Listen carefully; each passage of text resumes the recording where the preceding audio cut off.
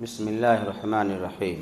حضرت عائشہ رضی اللہ تعالی عنہا سے روایت فرماتے ہیں اللہ کے نبی صلی اللہ علیہ وسلم جب نماز شروع کرتے تو تکبیر کہتے اور جب قرأت کرتے تو سورہ فاتحہ کی تلاوت کرتے اور جب آپ رکوع کرتے تو نہ اپنا سر زیادہ جھکاتے نہ بلند کرتے بلکہ بیچوں بیچ رکھتے، اور جب اپنے سر رکوع سے اٹھاتے تو فوراً سجدے میں نہیں جاتے یہاں تک کہ سیدھے آپ کھڑے ہو جاتے اور اپنے سجدے سر نہیں اٹھاتے یہاں تک کہ سکون سے بیٹھ جاتے، اور آپ جب تحیات پڑھتے دوسرے رکعت میں بیٹھتے تو اپنے بائیں پیر کو موڑ لیتے اور دائیں پیر کو کھڑا کرتے، اور آپ منع فرماتے کہ عقبہ شیطان نہ کرو، اور آپ منع فرماتے کہ کوئی آدمی اپنے بازو کو درندے کے بچھانے کی طرح نہ بچھائے، اور آپ جب سلام پھیرتے اب نماز ختم کرتے سلام پر ختم کرتے۔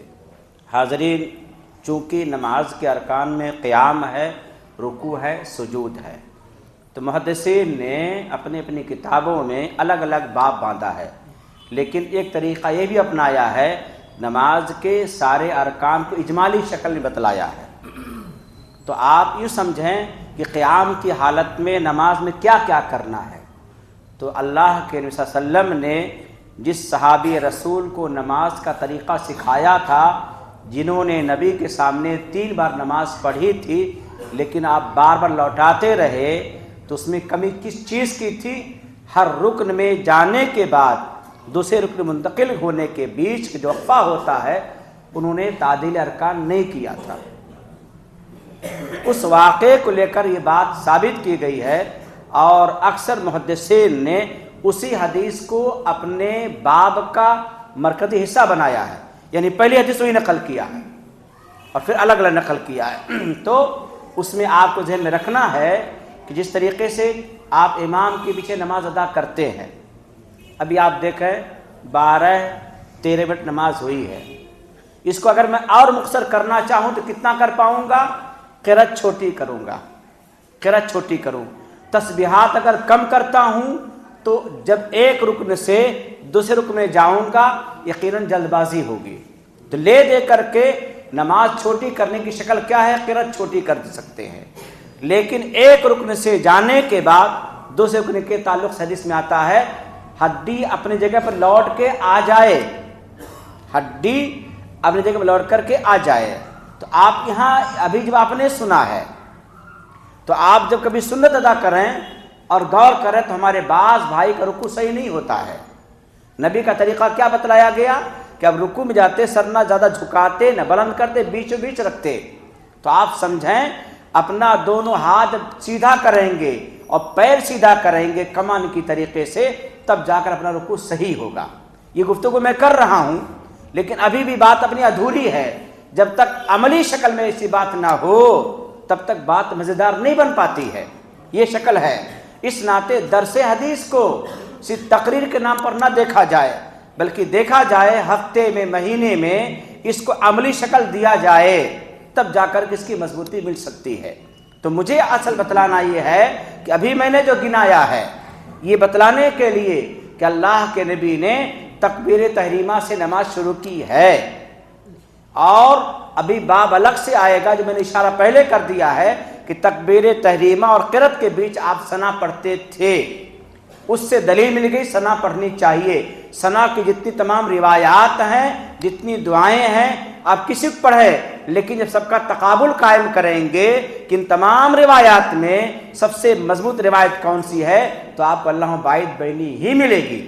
اس ناطے وہ دعا یاد ہونی چاہیے، لیکن اگر اور کوئی یاد پہلے سے ہے تو اس کا خیال ہونا چاہیے۔ اب اس کے بعد سورہ فاتحہ کے تعلق سے خوب کتابیں لکھی گئی ہیں، خوب کتابیں لکھی گئی ہیں، لیکن جس حدیث کو بنیاد بنا کر آپ مسئلہ حل کر سکتے ہیں اس حدیث کو حدیث قدسی کہتے ہیں۔ اللہ کے نبی صلی اللہ علیہ وسلم نے فرمایا، اللہ خود فرماتا ہے میں نے سورہ فاتحہ کو اپنے بیچ اور بندے کے بیچ بانٹ دیا ہے۔ جب بندہ کہتا ہے تو کون بندہ کہتا ہے؟ امام بھی کہے گا، مقتدی کہے گا، منفرد کہے گا، سب شامل ہو گئے، لیکن مسائل کے حال میں کچھ لوگ اس کو خاص کرتے امام کے پیچھے نہیں پڑھنا ہے، تو امام کے پیچھے پورے ارکان میں سورہ فاتحہ تھوڑی ہے. ہم تسبیح پڑھیں گے، رکوع میں جائیں گے، سجدے میں جائیں گے، کون پڑھتا ہے؟ امام پڑھتا بھی ہے، تو آپ وہاں خاموش تھوڑی رہتے ہو. اس ناطے پتہ چلا ہم اور آپ جب اللہ کے نبی کا کوئی فیصلہ سامنے آ جائے تو وہاں سب جھکا لینا چاہیے. اس ناطے سورہ فاتحہ پڑھنا اپنا ضروری سمجھا جائے، اور اس کو اتنا ضروری سمجھا جائے کہ اس کے بغیر نماز اپنی نہیں ہوگی. ٹھیک ہے؟